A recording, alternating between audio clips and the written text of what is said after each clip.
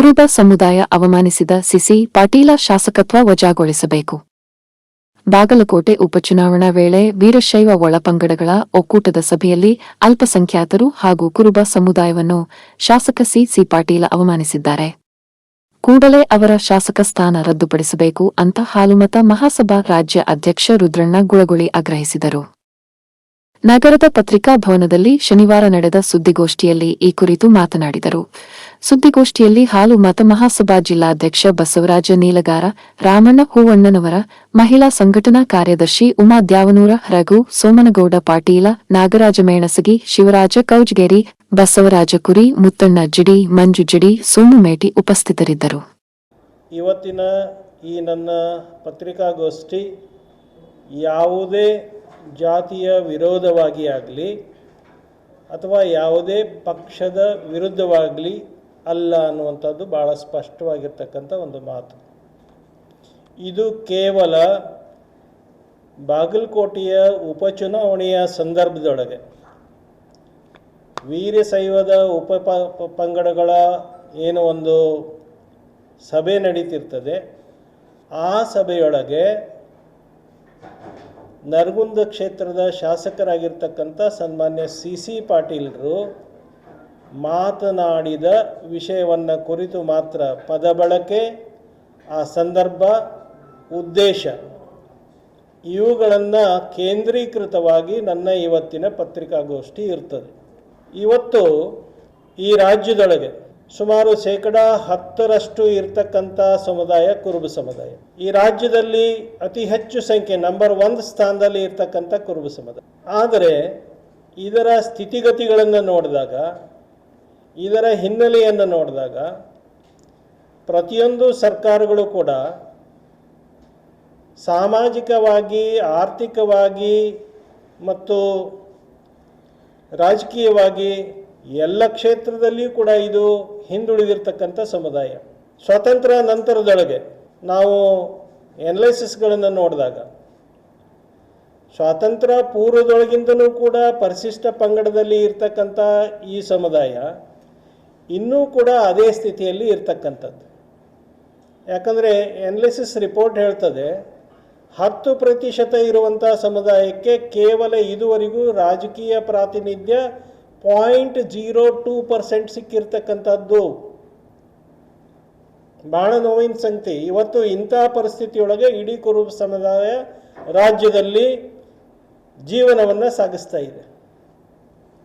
ಪ್ರತಿಯೊಂದು ಸರ್ಕಾರಗಳು ಇದಕ್ಕೆ ನ್ಯಾಯ ಕೊಡಿಸಬೇಕು, ಸಾಮಾಜಿಕ ಭದ್ರತೆಯನ್ನು ಒದಗಿಸಬೇಕು ಅನ್ನುವಂಥ ನಿಟ್ಟಿನೊಳಗೆ ಪ್ರಯತ್ನಗಳನ್ನು ಮಾಡ್ತಾ ಇದ್ದೇವೆ.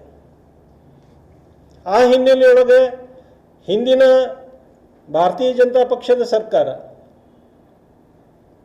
ಈ ಪರಿಶಿಷ್ಟ ಪಂಗಡದಲ್ಲಿ ಇರ್ತಕ್ಕಂಥ ಈ ಸಮುದಾಯವನ್ನು ಕೇಂದ್ರಕ್ಕೆ ಶಿಫಾರಸು ಮಾಡ್ತಕ್ಕಂಥದ್ದು ಒಂದು ಕಡೆ ಆದರೆ, ಅದೇ ಒಂದು ಸರ್ಕಾರದಲ್ಲಿ ಇರ್ತಕ್ಕಂಥ ಅದೇ ಒಂದು ಪಕ್ಷದ ಒಬ್ಬ ಶಾಸಕ ತನ್ನ ಬೇಜವಾಬ್ದಾರಿತನದಿಂದ, ಯಾಕಂದರೆ ಒಬ್ಬ ಶಾಸಕನಾಗಿ ಏನು ಜವಾಬ್ದಾರಿಗಳು ಇರ್ತವೆ ಅನ್ನುವಂಥದ್ದನ್ನು ಅರ್ಥವಾಗಲಾರ್ದಂಥ ಒಬ್ಬ ಶಾಸಕ ಸಿ ಪಾಟೀಲ್ ಅಲ್ಲಿ ಏನು ಹೇಳ್ತಾರೆ ಅಂತಂದರೆ, ತಮ್ಮ ಸಮುದಾಯದ ಒಂದು ಸಭೆಯೊಳಗೆ ಇವರನ್ನು ದೂರ ಇಡಬೇಕು, ಪದ ಬಳಕೆ ನೋಡ್ರಿ, ಇವರನ್ನ ದೂರ ಇಡಬೇಕು.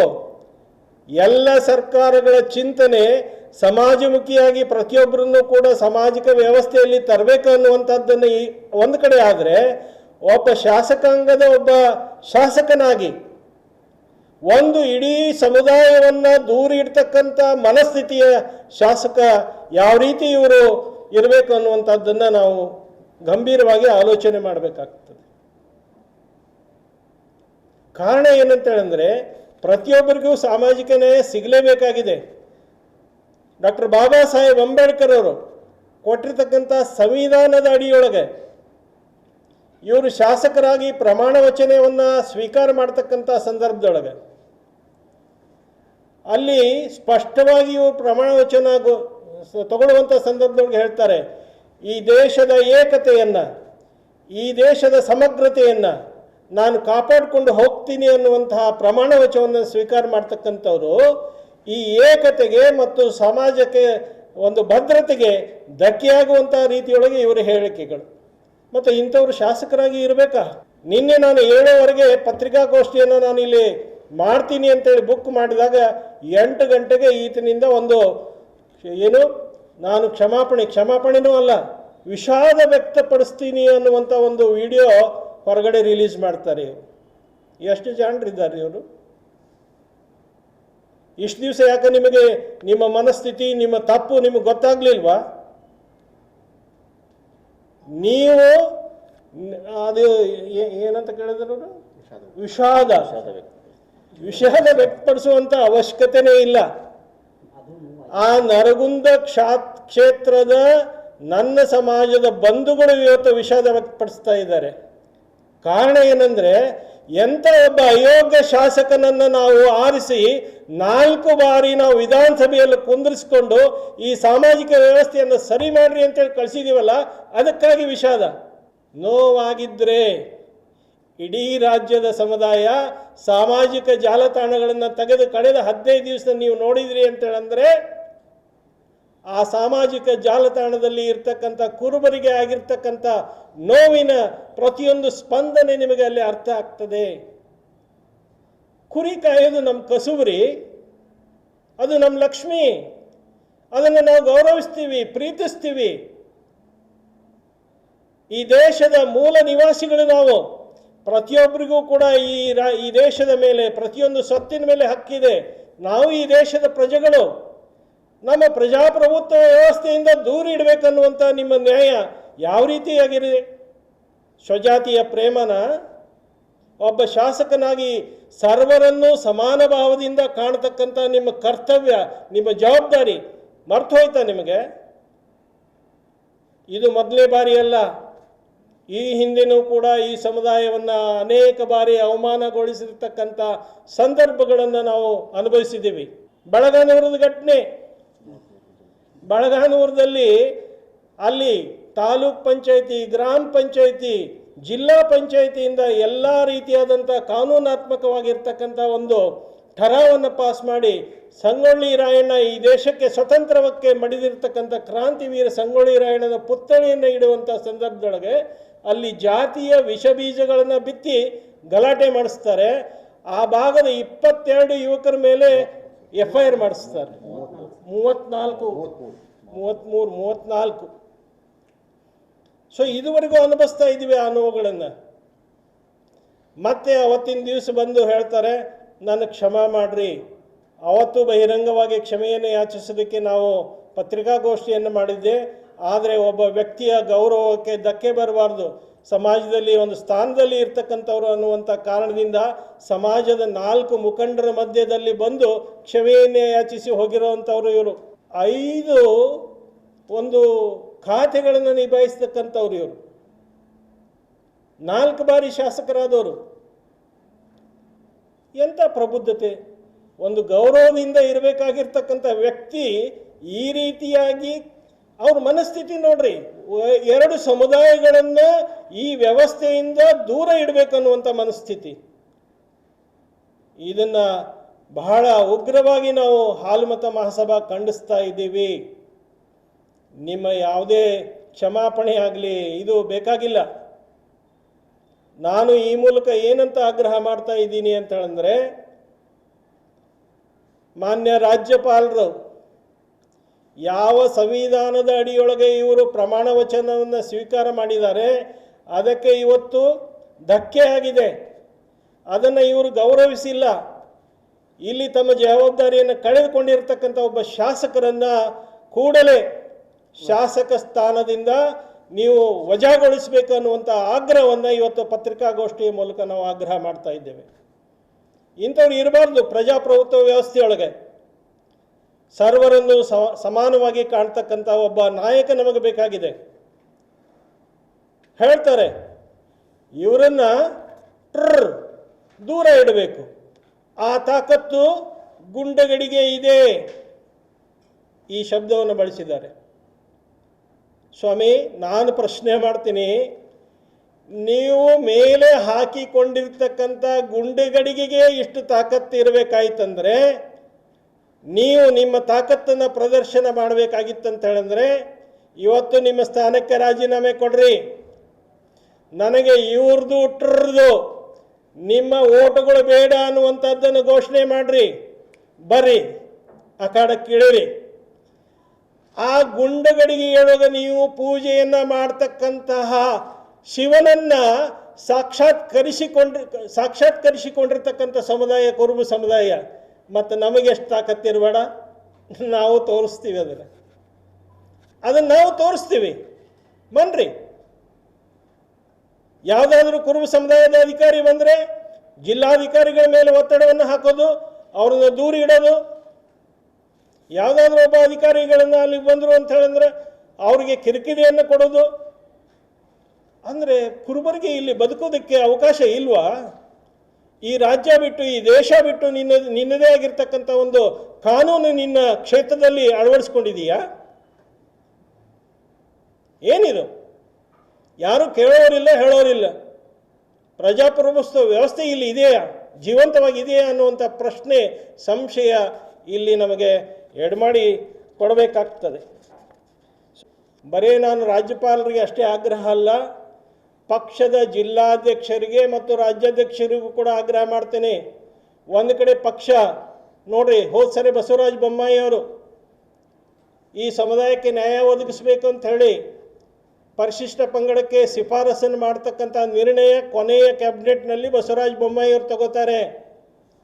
ಇವತ್ತು ಕೇಂದ್ರದಲ್ಲಿ ಸನ್ಮಾನ್ಯ ಪ್ರಹ್ಲಾದ್ ಜೋಶಿ ಅವರು ಮತ್ತು HD ಕುಮಾರಸ್ವಾಮಿ ಅವರು, ಅನೇಕ ಮುಖಂಡರು ನಿಮಗೆ ನ್ಯಾಯ ಸಿಗಬೇಕು. ಮೊದಲಿಂದನೂ ನೀವು ಪರಿಶಿಷ್ಟ ಪಂಗಡದಲ್ಲಿ ಇರ್ತಕ್ಕಂಥವ್ರು, ನಿಮ್ಮ ಮನೆಯೊಳಗೆ ಬೇರೆಯವರು ಬಂದು ಆಕ್ರಮಿಸ್ಕೊಂಡಿದ್ದಾರೆ.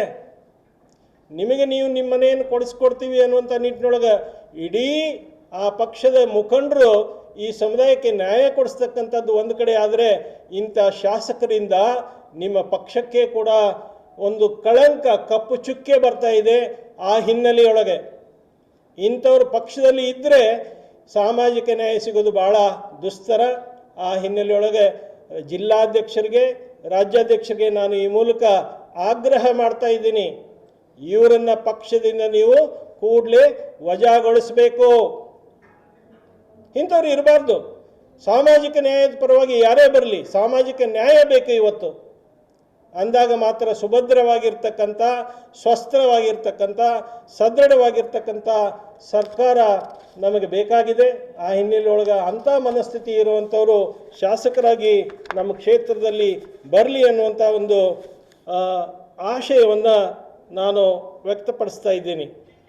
ಹಾಗೆ ನಮ್ಮ ಸಮುದಾಯದ ಕೆಲವೊಬ್ಬ ನಾಯಕರುಗಳನ್ನು ಅಲ್ಲೆಲ್ಲೇ ಪಾರ್ಟಿಯೊಳಗೆ ಒಂದೊಂದು ಸಣ್ಣ ಪುಟ್ಟ ಇದನ್ನು ಕೊಟ್ಟಿರ್ತಾರೆ, ಪೊಸಿಷನ್, ಅವ್ರ ಮೇಲೆ ಒತ್ತಡ ಹಾಕೋದು. ನಾನು ಇಷ್ಟು ದಿವಸ ಸುಮ್ಮನೆ ಬಿಟ್ಟಿದ್ದೆ, ಇದನ್ನು ಭಾಳ ಗಂಭೀರವಾಗಿ ಏನೋ ಅಚಾತುರ್ಯದಿಂದ ಒಂದು ಕೆಲಸ ಆಗಿರ್ಬೋದು ಅಂತ ಹೇಳಿ ಅವರನ್ನು ಬಳಸ್ಕೊಂಡು ಅವ್ರ ಮೇಲೆ ಒತ್ತಡ ಹಾಕಿ ಅವ್ರ ಕಡೆಯಿಂದ ಹೇಳಿಕೆ ಕೊಡ್ತಾರೆ, ಇದು ಸಮಾಜದ್ರೋಹಿ ಅಲ್ಲ, ನಾನು ಸಮಾಜದ ಪರವಾಗಿದ್ದೇನೆ. ಇನ್ನಾದರೂ ನಮ್ಮ ಸಮಾಜದ ಮುಖಂಡರು ನಿಮಗೇನಾದರೂ ಅಭದ್ರತೆ ಇತ್ತು ಅಂತ ಹೇಳಿದ್ರೆ ಸಂಘಟನೆಯನ್ನು ಸಂಪರ್ಕ ಮಾಡಿರಿ, ನಿಮ್ಮ ಜೊತೆ ಸಂಘಟನೆ ಇರ್ತದೆ. ಯಾವುದೇ ರೀತಿಯಾದಂತಹ ಅನ್ಯಾಯಕ್ಕೆ, ದೌರ್ಜನ್ಯಕ್ಕೆ ನೀವು ಬಲಿಪಶು ಆಗೋದು ಬೇಡ.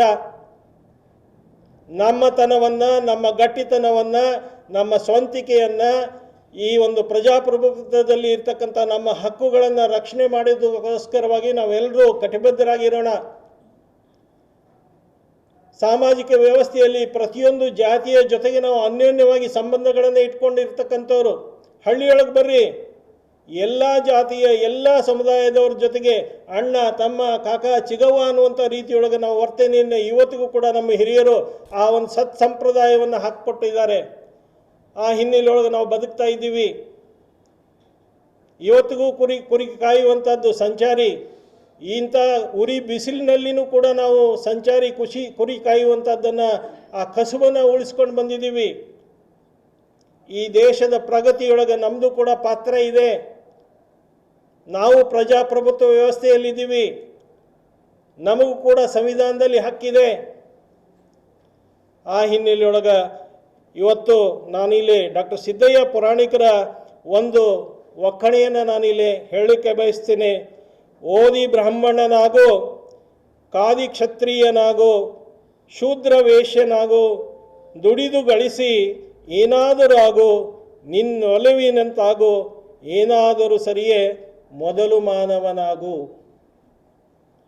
ಹಿಂದೂ ಮುಸ್ಲಿಮನಾಗು, ಬೌದ್ಧ ಕ್ರೈಸ್ತನೇ ಆಗು, ಚಾರ್ವಾಕನೇ ಆಗು, ಭೋಗ ಬಯಸದೆ ಏನಾದರೂ ಆಗು, ಹಾರೈಸಿದಂತಾಗು, ಏನಾದರೂ ಸರಿಯೇ ಮೊದಲು ಮಾನವನಾಗು. ರಾಜಕಾರಣಿಯಾಗು, ರಾಷ್ಟ್ರಭಕ್ತನೇ ಆಗು, ಕಲೆಗಾರ, ವಿಜ್ಞಾನಿ, ವ್ಯಾಪಾರಿಯಾಗು, ಏನಾದರೂ ಆಗು, ನೀ ಬಯಸಿದಂತಾಗು, ಏನಾದರೂ ಸರಿಯೇ ಮೊದಲು ಮಾನವನಾಗು. ನಾವು ಈ ಸಾಮಾಜಿಕ ವ್ಯವಸ್ಥೆಯೊಳಗೆ ಎಲ್ಲರ ಜೊತೆಗೆ, ಯಾಕಂದರೆ ಸಮಾಜ ಜೀವಿ, ನಾನು ಎಲ್ಲರ ಜೊತೆಗೂ ಕೂಡ ಇನ್ನೊಬ್ಬರಿಗೆ ನೋವಾಗದ ರೀತಿಯಲ್ಲಿ ಬದುಕನ್ನು ಸಾಗಿಸಬೇಕು. ನನ್ನ ವರ್ತನೆ, ನನ್ನ ಚರಿತ್ರೆ ಆ ರೀತಿಯಾಗಿ ನಿರ್ಮಾಣವಾಗಬೇಕು. ಆ ಹಿನ್ನೆಲೆಯೊಳಗೆ ಈ ಬದಲಾವಣೆಯನ್ನು ಬಯಸ್ತಾ ನಾವು ಇವತ್ತೇನೋ ಈ ಪತ್ರಿಕಾಗೋಷ್ಠಿಯನ್ನು ಕರೆದಿದ್ದೀವಿ. ಇದನ್ನು ನಾನು ರಾಜ್ಯಪಾಲರಿಗೂ ಕೂಡ ನಾನು ನೇರವಾಗಿ ಪತ್ರಗಳನ್ನು ಬರೆಯೋದ್ರ ಮೂಲಕ ಈ ಪತ್ರಿಕಾಗೋಷ್ಠಿಯ ಸಂಪೂರ್ಣವಾಗಿರ್ತಕ್ಕಂಥ ಆಶಯವನ್ನು ಅಲ್ಲಿ ನಾವು ಕಳಿಸ್ಕೊಡ್ತೀವಿ. ಮತ್ತು ಪಕ್ಷದ ಜಿಲ್ಲಾಧ್ಯಕ್ಷರಿಗೆ, ರಾಜ್ಯಾಧ್ಯಕ್ಷರಿಗೂ ಕೂಡ ಹಾಲ್ಮತ ಮಹಾಸಭಾ ಈ ಒಂದು ಆಗ್ರಹವನ್ನು ಕಳಿಸ್ಕೊಡ್ತದೆ ಅನ್ನುವಂಥ ಮಾತನ್ನು ಹೇಳ್ತಾ, ತಾವೆಲ್ಲರೂ ಈ ಪ್ರಜಾಪ್ರಭುತ್ವ ವ್ಯವಸ್ಥೆಯ ಸಂವಿಧಾನದ ಅಡಿಯೊಳಗೆ ಎಲ್ಲರಿಗೂ ಸಾಮಾಜಿಕ ನ್ಯಾಯ ಸಿಗಬೇಕನ್ನುವಂಥ ನಿಟ್ಟಿನೊಳಗೆ ಪತ್ರಿಕಾ ಒಂದು ರಂಗದ ಪ್ರಮುಖವಾಗಿರ್ತಕ್ಕಂಥ ಅಂಶ. ತಮ್ಮಲ್ಲಿ ನಾನು ವಿನಂತಿ ಮಾಡಿಕೊಳ್ಳೋದೇನೆಂದರೆ, ಇದನ್ನು ಭಾಳ ಪ್ರಮುಖವಾಗಿರ್ತಕ್ಕಂಥ ಮುಖಪುಟದಲ್ಲಿ ಪ್ರಕಟವನ್ನು ಮಾಡಿ ಇಡೀ ರಾಜ್ಯದ ಈ ಸಮುದಾಯದ ನೋವನ್ನು ತಾವು ಸರ್ಕಾರಕ್ಕೆ ಗಮನಕ್ಕೆ ತರುವಂಥ ನಿಟ್ಟಿನೊಳಗೆ ತಮ್ಮ ಸಹಕಾರ ಇರಲಿ ಅನ್ನುವಂಥ ಮನವಿಯನ್ನು ಈ ಮೂಲಕ ಮಾಡ್ತಾ ಇದ್ದೇನೆ. ರುದ್ರಣ್ಣ ಗುಳುಗುಳಿ, ರಾಜ್ಯಾಧ್ಯಕ್ಷರು, ಹಾಲ್ಮತ ಮಹಾಸಭಾ. ವಿಷಾದ ಯಾವಾಗ ವ್ಯಕ್ತಪಡಿಸ್ತಾರೆ ಅಂತಂದರೆ, ತಾನೇ ಅಪರಾಧವನ್ನು ಮಾಡಿ ತಾನೇ ವಿಷಾದ ಅಂಥೇಳಿ ನೋವಾಗಿದ್ದರೆ, ಅಲ್ಲಿ ಬಳಸಿರ್ತಕ್ಕಂಥ ಪದ ನಿಮಗೆ ನೋವಾಗಿದ್ದರೆ ಅಂದರೆ ಇನ್ನೂ ನೋವಾಗಿರ್ತಕ್ಕಂಥದ್ದು ಅವ್ರಿಗೆ ಮನವರಿಕೆ ಆಗಿಲ್ಲ. ಇಡೀ ರಾಜ್ಯದ ಜನ ಸಾಮಾಜಿಕ ಜಾಲತಾಣಗಳೊಳಗೆ ಈ ಸಮುದಾಯದ ನೋವನ್ನು ವ್ಯಕ್ತಪಡಿಸಿದರೂ ಕೂಡ ಆತನ ಅರಿವಿಗೆ ಬಂದಿಲ್ಲ. ಎಷ್ಟು ಜಾಣತನದ ಒಂದು ಕುರುಡನ್ನು ಪ್ರದರ್ಶನ ಮಾಡ್ತಕ್ಕಂಥ ಒಬ್ಬ ಶಾಸಕರ ಈ ಸ್ವಭಾವ, ಈ ಅಹಂಕಾರ, ಈ ಗರ್ವ. ಅದಕ್ಕೆ ನಾವು ರಾಜ್ಯಪಾಲರ ಮೂಲಕ, ಯಾಕಂದರೆ ಸಂವಿಧಾನ ನಮಗೂ ಕೂಡ ಹಕ್ಕನ್ನು ಕೊಟ್ಟಿದೆ, ಅದನ್ನು ಉಲ್ಲಂಘನೆ ಆಗಿದೆ ಇಲ್ಲಿ. ಆ ರೀತಿಯೇ ನಾವು ಹೋರಾಟ ಮಾಡ್ತೀವಿ. ಈಗ ರಾಜ್ಯಪಾಲರಿಗೆ ನಾವು ಮನವಿಯನ್ನು ಅರ್ಪಿಸ್ತೀವಿ, ರಾಜ್ಯಪಾಲರಿಗೆ ಮನವರಿಕೆ ಮಾಡ್ತೀವಿ. ಈ ಹಿಂದೇನೂ ಕೂಡ ಹಾಲ್ಮತ ಮಹಾಸಭಾ ಮಾಧುಸ್ವಾಮಿ ಅಂತ ಒಬ್ಬ ಮಂತ್ರಿಗಳಿದ್ದರು. ಮಾಧುಸ್ವಾಮಿಯವರು ಇದೇ ರೀತಿಯಾಗಿರ್ತಕ್ಕಂಥ ನಾನು ಒಂದೇ ಸಮುದಾಯಕ್ಕೆ ಸೀಮಿತವಾಗಿರ್ತಕ್ಕಂಥ ಮಂತ್ರಿ ಅಂಥೇಳಿ ನನ್ನ ಜೊತೆಗೆ ಚರ್ಚೆಯೊಳಗೆ ಬಹಿರಂಗಪಡಿಸಿದಾಗ, ಅದು ಇವತ್ತು ಅಂಥ ಒಬ್ಬ ಮಾಧುಸ್ವಾಮಿಯನ್ನು ಮೂಲೆ ಗುಂಪು ಮಾಡ್ತಕ್ಕಂಥ ಶಕ್ತಿ ಈ ಸಮುದಾಯಕ್ಕಿದೆ. ಮುಂದಿನ ದಿನಮಾನದಲ್ಲಿ ಆ ಶಕ್ತಿಯನ್ನು ಪ್ರದರ್ಶನ ಮಾಡಿ ಇಂತಹ ವ್ಯಕ್ತಿಗಳು ಸಾಮಾಜಿಕ ನ್ಯಾಯ ಒದಗಿಸದೇ ಇರತಕ್ಕಂಥವ್ರು ಪ್ರಜಾಪ್ರಭುತ್ವ ವ್ಯವಸ್ಥೆಯೊಳಗೆ ಇರಬಾರ್ದು. ಆ ನಿಟ್ಟಿನೊಳಗೆ ನಾವೇನಿದೆ ಮುಂದಿನ ದಿನಮಾನದಲ್ಲಿ ಕ್ರಮ ತಗೊಳ್ತೀವಿ. ಸಂಘಟನೆಯವರು ಬಾದಾಮಿ ಬಾಗಲಕೋಟೆಯ ಮುಖಂಡರು ಅದನ್ನು ಬಹಿರಂಗಪಡಿಸಿದ್ದಾರೆ, ಯಲ್ಲಪ್ಪ ಹೆಗಡೆ ಅಂಥೇಳಿ. ಸೊ ಅದನ್ನು ಅವ್ರು ಮಾಡ್ತಾರೆ. ಯಾಕಂದರೆ ಸಂಘಟನೆಗಳು ಸುಮಾರು 3,000ಕ್ಕೂ ಹೆಚ್ಚು ಸಂಘಟನೆಗಳು ಇರೋದರಿಂದ ಅವ್ರವ್ರ ರೀತಿಯಾದಂಥ ರೀತಿಯೊಳಗೆ, ಯಾಕಂದರೆ ಇಡೀ ಸಮುದಾಯಕ್ಕೆ ಆಗಿರ್ತಕ್ಕಂಥ ಒಂದು ಅನ್ಯಾಯ, ನೋವು. ನಾನು ಬಸವ ಜಯಂತಿ ಬೇರೆ ಕಾರ್ಯಕ್ರಮದಲ್ಲಿ ಇರೋದರಿಂದ ನಮ್ಮ ಸಂಪೂರ್ಣವಾಗಿರ್ತಕ್ಕಂಥ ನೈತಿಕ ಬೆಂಬಲ ಅವರಿಗಿದೆ. ಸೊ ನಾನು ಪಾರ್ಟಿಸಿಪೇಟ್ ಮಾಡಲಿಕ್ಕೆ ಆಗ್ತಾಯಿಲ್ಲ. ಅವೈಲೇಬಲ್ ಇದ್ದರೆ ನಾನು definitely we are with their.